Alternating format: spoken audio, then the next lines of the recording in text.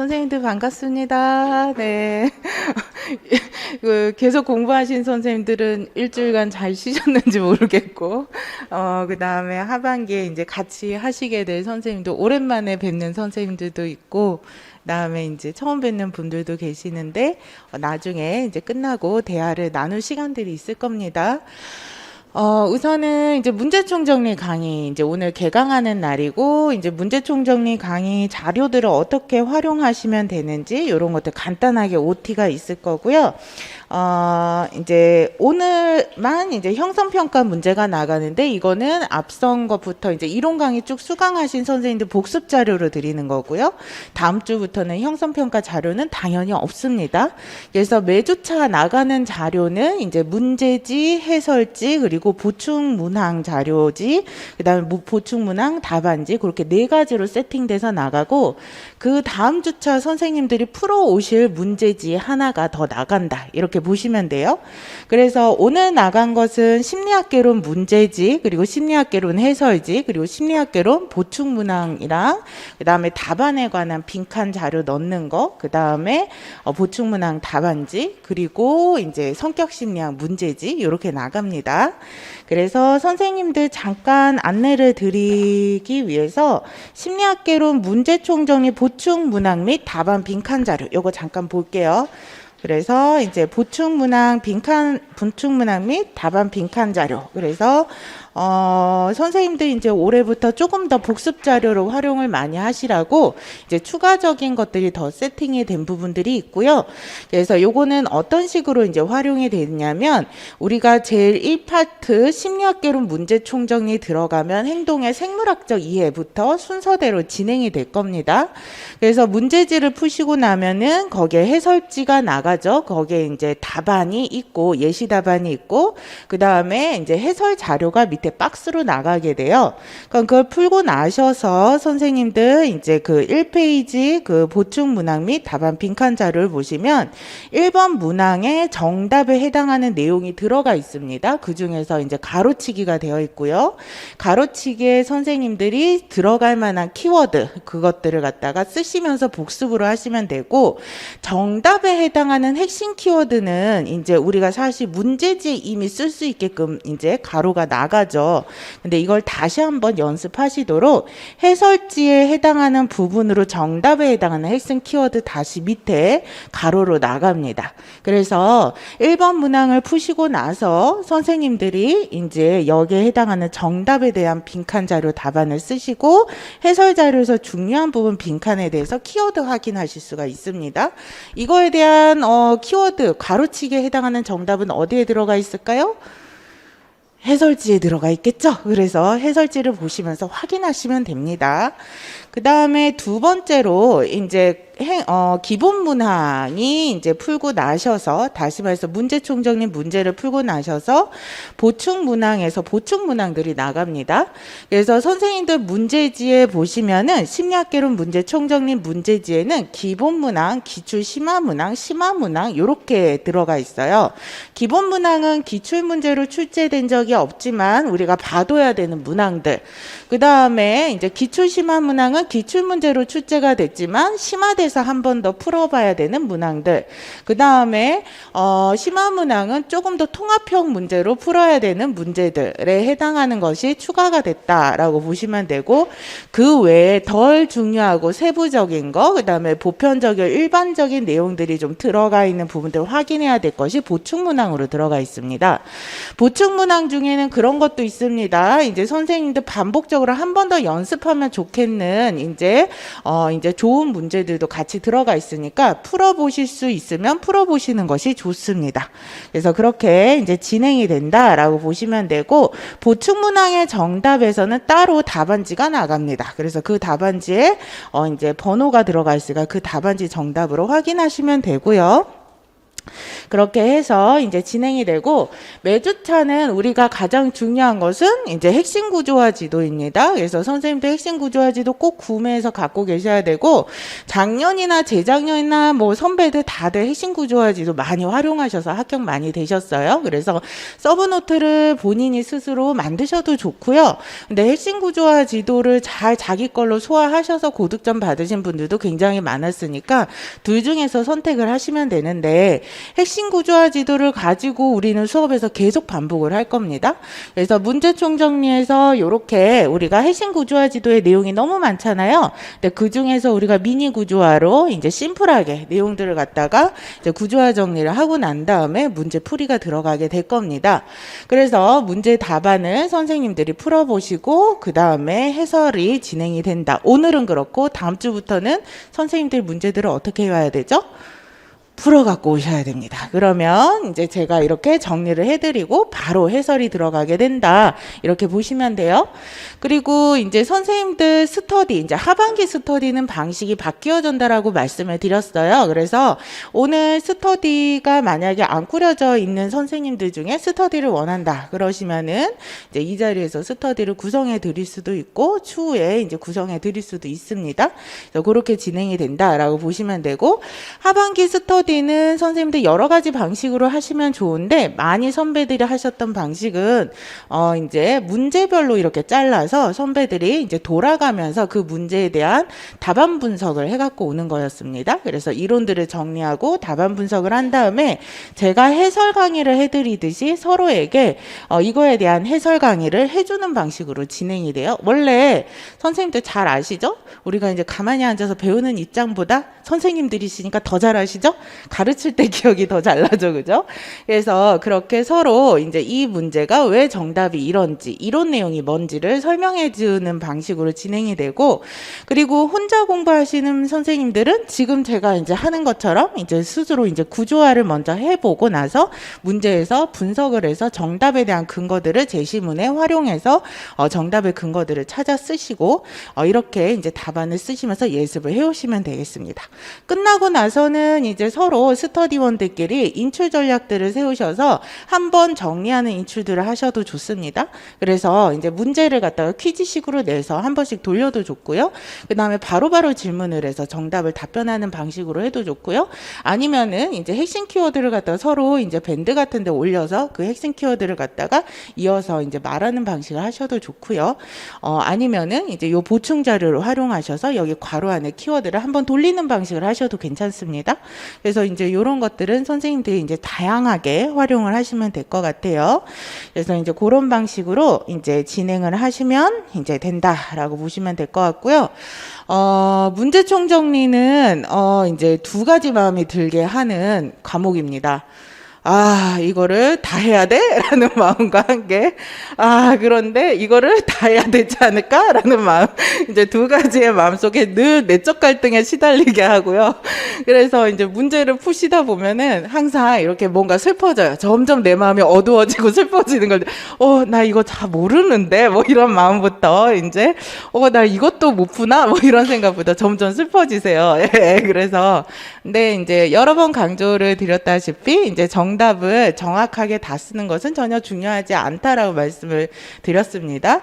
다만 그럼에도 불구하고 이것이 중요한 이유가 작년에도 그렇고 재작년에도 그렇고 모의고사에서 커버하지 못하는 부분은 문제총량질에서 굉장히 많이 커버가 됩니다. 그래서 교감신경계, 부교감신경계, 뭐 부주의적 맹시부터 그 다음에 뭐 선택적주의 이런 문제들, 작년에 나왔던 문제들 다 문제총정리에 자세히 다루었던 문제들이고 이러한 것들이 이제 제가 이제 그 모의고사에서는 다 이렇게 선별하지 못했던 부분은 문제총 정리해서 해주게 되는, 전반적으로 정리를 해주는 과목이다라고 보시면 돼서 선생님들이 이거를 한번 훑어 가시는 것은 무엇보다 중요하다, 이렇게 보시면 될 것 같아요.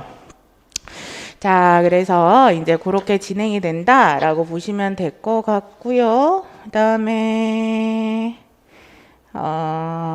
그렇습니다. 이제 말씀을 드릴 것은 다 말씀을 드렸고, 나머지 사항은 이따가 쉬는 시간에 이제 선생님도 이제 직강 선생님들께 알려드릴 거, 그런 것들을 이제 말씀을 드리도록 하겠고요. 그래서 이제 가볍게, 우리가 이제 가볍지 않지만, 가볍게, 가볍지 않겠지만, 마음으로, 마음은 가벼우셔야 돼요. 항상. 아셨죠? 그죠? 그래서, 안 풀리는데 하면서 내 마음을 점점 어둡게 한다고 한들 나아지는 것이 없죠? 생기는 것은 스트레스와 이제 골병밖에 없습니다. 그죠? 그러니까 마음은 항상 즐겁게 가볍게 하시면서, 이제 내용들을 같이 풀어가도록 하겠고요. 요거 한번 이제 같이 구조화 정리를 하겠습니다. 선생님들 이제 구조화 정리를 하는 것들이 익숙하지 않으셔서 요것이 무슨 내용이야 잘 와닿지 않아 라고 생각하셔도 괜찮습니다. 이런 것들에 대해서 어떻게 해결해 갈 것인지에 대해서는 같이 의논해 가면 되고, 이러한 부분들에 대해서 이런 식으로 구조도를 만들어서 논리를 연결하고 생각을 연결하구나. 그러면 이것이 우리가 알고 있는 인지 이론에서 정교화 전략을 통해서 훨씬 더 이제 우리가 기억에 잘 남는 효과가 있겠구나. 이런 것들을 보시면서 이제 문제를 푸시는 거다라고 보시면 돼요. 자, 우리의 인간은 이제 그 뉴런으로 신경계가 구성되어 있다고 그래서 뉴런이 중요하다고 말씀을 드렸습니다. 자, 이제 들어가기 전에 우리는 조금 기출에 관해서 이거 쭉 설명을 해드릴 거예요. 그래서 핵심 구조화 지도 1페이지를 보시면 자율신경계 통제에 대한 부분이 빨간색으로 되어 있죠. 그래서 요거는 2022학년도에 문제가 출제가 되었어요. 그때 교감신경계와 부교감신경계를 가지고 사례에 적용하는 문제가 출제가 됐고, 그때 이제 배쪽 미주신경계와 등쪽 미주신경계라는 부분까지도 문제가 출제가 됐습니다. 그래서 이런 것들 이따 같이 볼 거예요. 자, 우선은 우리의 신경계 안에는 그렇기 때문에 뉴런이라는 것이 있어요. 이건 알아두셔야 됩니다. 왜냐하면 뉴런이 어떤 것과 관련이 높으냐면 우리가 가지고 있는 치료 약물과 관련이 높고, 그래서 이거와 관련된 신경전달 물질 이라는 것을 선생님들이 잘 알아두셔야 된다는 거죠.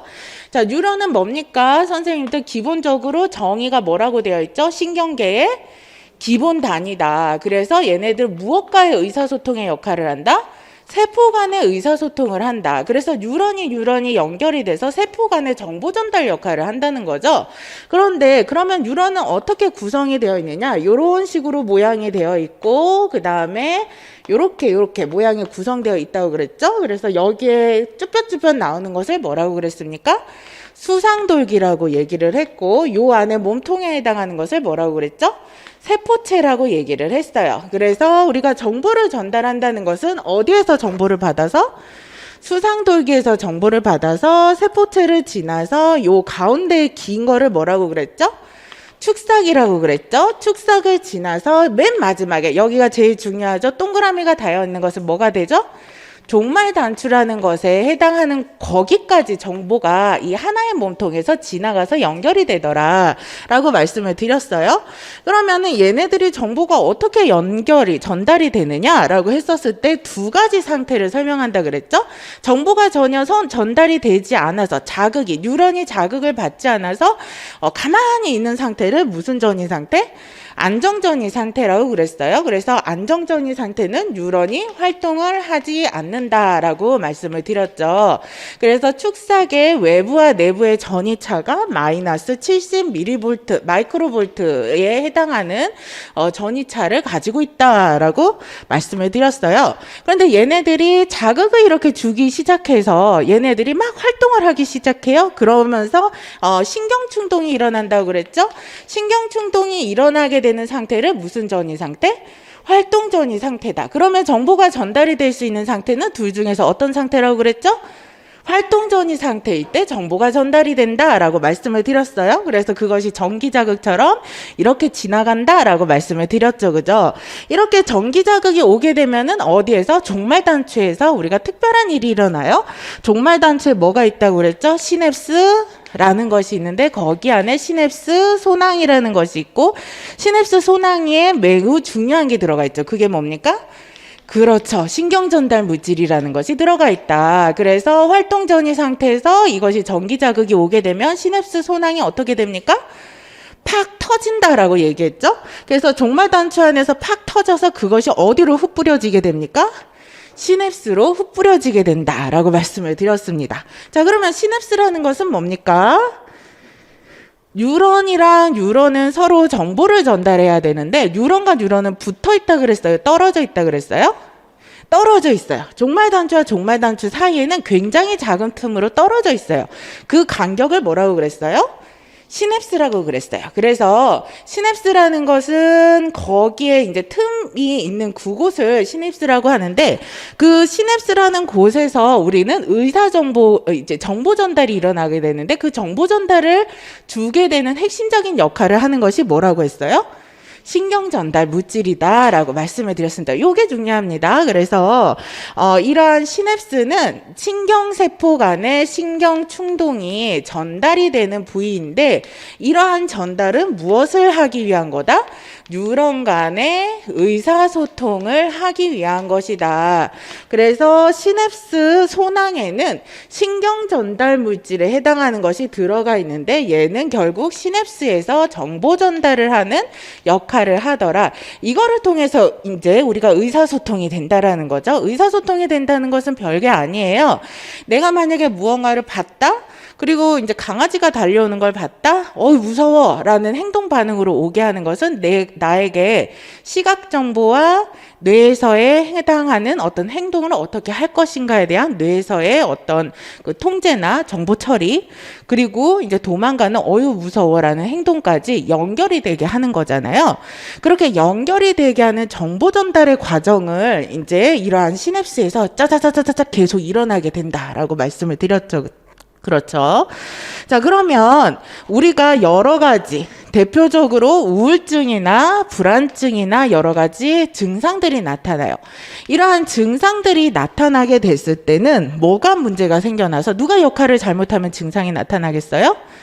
그쵸. 신경 전달 물질이 역할을 잘 못하면, 얘는 정보 전달의 역할을 하니까 우울증이나 불안증이 생겨난다. 그래서 대표적인 신경 전달 물질이 도파민, 세로토닌인데 얘네 두 가지는 꼭 알아두셔라 라고 말씀을 드렸었습니다. 자, 그러면 도파민은 어떤 기능을 가지고 있다고 얘기를 해요? 기본적으로 의욕을 높이고 그 다음에 행복하게 하고 무언가를 집중을 하게 하더라 라고 말씀을 드렸죠. 그죠? 그래서 우리가 도파민은 예를 들어서 내가 도박을 하거나 이럴 때 기분 좋아서 고양이 되는 것이 도파민이라고 말씀을 드렸어요. 그런데 이것이 지나치게 과잉되면은 무엇이 일어날 수가 있다?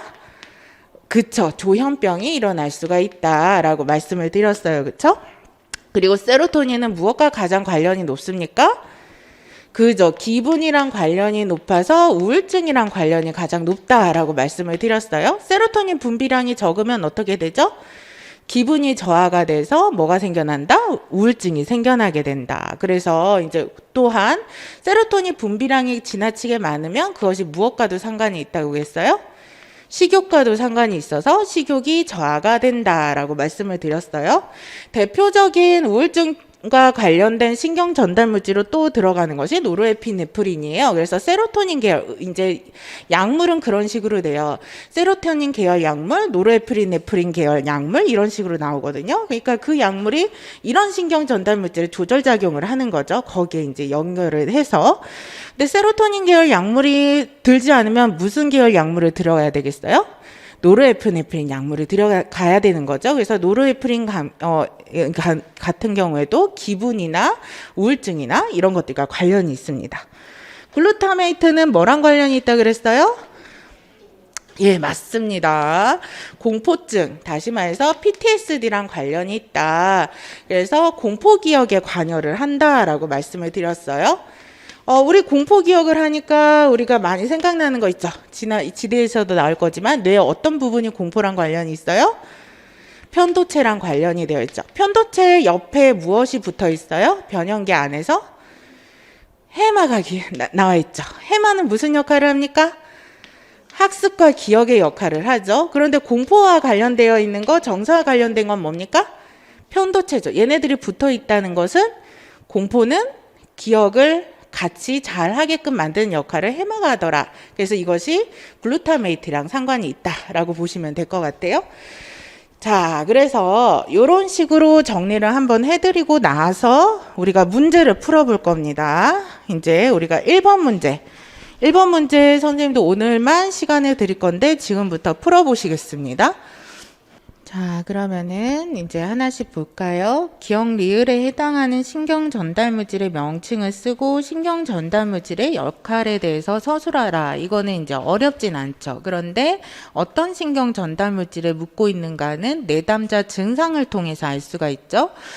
소정이는 학업 동기가 떨어져서 이제 성적이 매우 저하돼서 상담에 의뢰가 됐습니다. 여기서 눈물이 나고 무기력하고 수면량이 많아지고 집중력이 저하가 되고 자존감이 낮아져서 자신이 한심하게 느껴지고 죽고 싶다는 생각이 드는 것, 요것은 대표적인 우울증의 증상이죠. 그죠?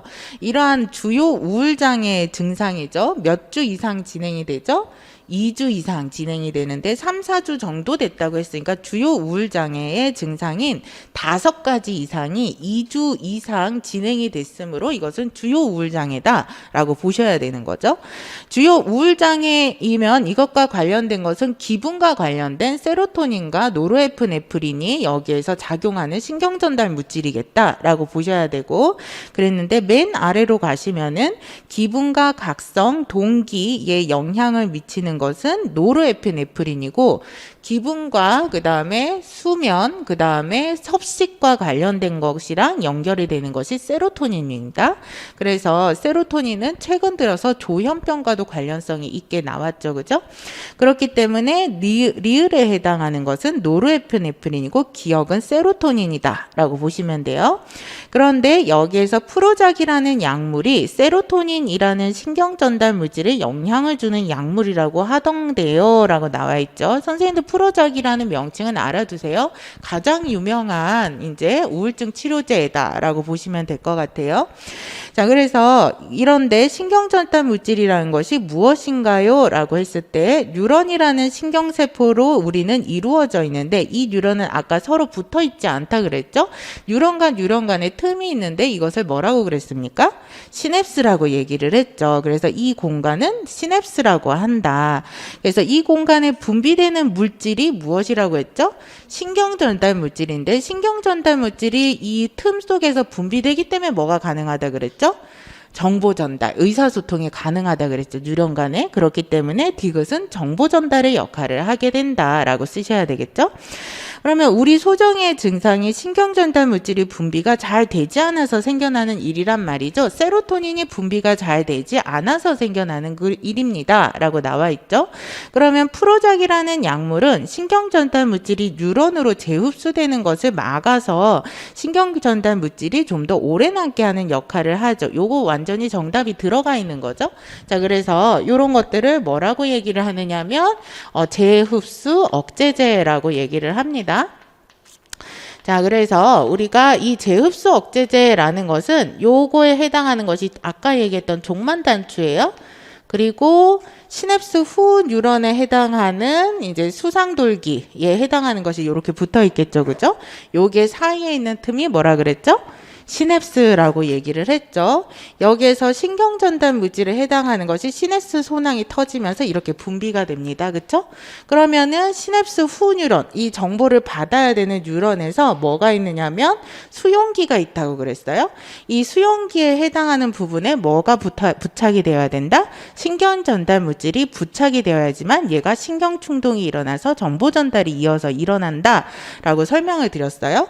그런데 대표적으로 재흡수 억제제 같은 경우에는 신경충동이 일어나고 나서 여기 남아있는 이 세로토닌에 해당하는 것이 다시 여기에 흡수가 되는 것을 어떻게 한다는 겁니까?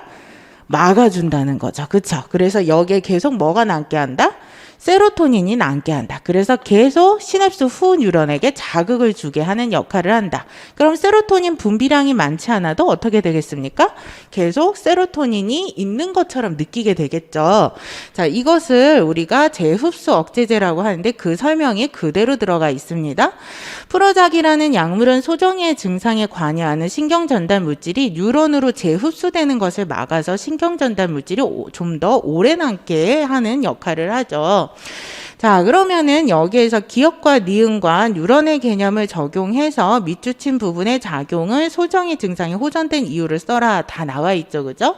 그래서 요거는 세로토닌 분비량이 적어서 우울증이 발생을 하는데 프로작은 시냅스 후 뉴런과 전 뉴런 사이에서 분비가 되는 세로토닌이 재흡수를 방지해서 우울증을 호전시키는 약물이다. 요 정도로 같이 조합을 해서 쓰시면 충분한 답안이 되겠습니다. 자, 그렇게 이제 진행이 된다고 보시면 되고, 추가 문항은 그냥 참고로 체크를 하는 문제다라고 보시면 되는데, 우리가 여기에서 뉴런의 종류가 몇 가지가 있느냐라고 했을 때 대표적으로 세 가지가 있어요. 무엇과 무엇이었죠, 선생님들? 그쵸. 감각 뉴런, 그 다음에 운동 뉴런, 그 다음에 연합 뉴런이죠. 그죠? 그래서 간단한 얘기입니다. 눈으로 보거나 귀로 듣거나 이런 감각 정보를 받아들이는 뉴런은 감각 뉴런. 그 다음에 행동을 하거나 근육을 움직이거나 이렇게 하는 것에 관련된 것은 운동 뉴런. 그런데 우리가 본 것을 강아지를 봤는데 강아지를 보고 도망가야 되게 됐을 때 이 두 가지 감각 뉴런과 운동 뉴런을 연결을 시켜야 되죠. 이 연결시키는 역할을 하는 것이 무슨 뉴런? 연합 뉴런이다라고 보시면 되죠. 그렇죠? 자, 그 다음에 우리가 그 외에 해당하는 신경 전달 물질에 해당하는 거, 그래서 이제 글루타메이트랑 그 다음에 노르에피네프린, 감마 아미노낙산, 뭐 도파민, 엔도르핀이 나와 있는데 여기서 선생님들 알아두셔야 되는 것이 글루타메이트, 도파민, 엔도르핀은 좀 알아두셨으면 좋겠습니다. 그래서 그거 같이 간단하게 보시면은요. 글루타메이트는 아까 이제 공포기억과 관련되어 있어서 PTSD랑 관련이 있다라고 말씀을 드렸고요. 그죠? 그 다음에 도파민은 뭐랑 관련이 되어 있다 그랬죠? 행복과 의욕이랑 관련이 되어 있어서 과잉되면 조현병이랑 관련되어 있다라고 말씀을 드렸죠. 그죠?